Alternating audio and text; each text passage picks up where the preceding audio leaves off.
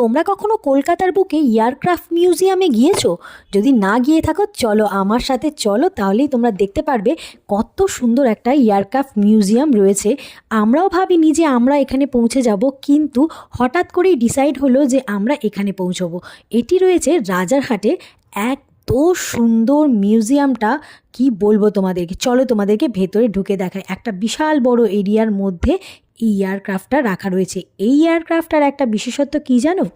Originally এই এয়ারক্রাফটটা কার্গিল যুদ্ধে ব্যবহার হয়েছিল সাবমেরিন ডিটেক্টর হিসেবে, আর এটাকেই এখানে সুন্দর করে সংরক্ষণ করে রাখা হয়েছে। এটা বেশ অনেকটা জায়গা জুড়ে থাকায় এখানে বাচ্চাদের অ্যাক্টিভিটি করার জন্য অনেকগুলো খেলার ব্যবস্থাও করা হয়েছে।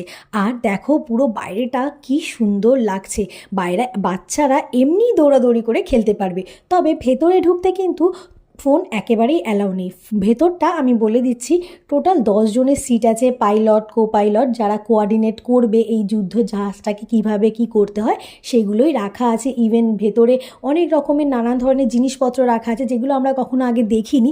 সেইগুলো তোমরা কিন্তু অবশ্যই তোমাদের বাচ্চাদেরকে নিয়ে গিয়ে ওখানে একবার এই এয়ারক্রাফট মিউজিয়ামটা দেখাতে পারো। এতে ওদের অনেকটা অভিজ্ঞতা হবে যুদ্ধ সম্পর্কে, আমাদের দেশের সম্পর্কে। ইভেন ভেতরে একজন আছেন যিনি আমাদেরকে বিভিন্নভাবে মানে যুদ্ধের যা যা সংরক্ষণ করা ছিল বা যুদ্ধের ব্যাপারে বিভিন্ন ধরনের আমাদের তথ্য ওনারা বসে ওখানে দিচ্ছিলেন। আমরা অনেক সুন্দরভাবে সেগুলোকে শুনছিলাম, আর সত্যি মানে ব্যাপারটা অনেকটা সুন্দর। ভেতরটা দেখা কমপ্লিট বন্ধুরা, তোমরা অবশ্যই একবার গিয়ে ভিজিট করো।